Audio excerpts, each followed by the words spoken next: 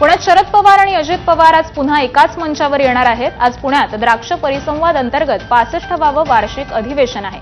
त्यानिमित्तानं दोघेही जण एकाच मंचावर येणार आहे। यावेळी दोघेही एकमेकांसोबत संवाद साधणार का हे पाहणं महत्त्वाचं ठरणार आहे। यापूर्वी देखील दोघे एकदा एकाच मंचावर आले। पुण्यातील वसंतदादा शुगर इन्स्टिट्यूट इथं होणाऱ्या एका कार्यक्रमासाठी काही महिन्यांपूर्वीच दोघे जण एकाच मंचावर आले होते। यावेळी अजित पवारांनी शरद पवारांच्या बाजूला बसणं टाळलं होतं। त्यामुळे आज होणाऱ्या कार्यक्रमात तरी दोघे एकमेकांच्या बाजूला बसणार का हे पाहणं महत्त्वाचं असणार आहे।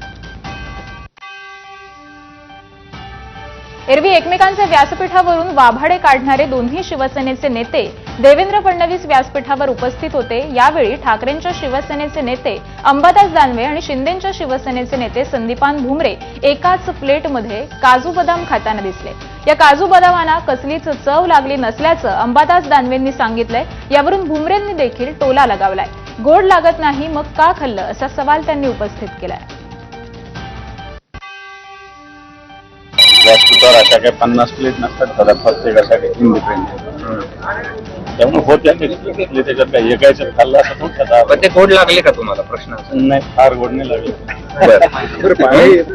पाणीचं काय येईल का त्याच्यामध्ये? बघा, आजचं हा कार्यक्रम फक्त शोबाजीचा आहे।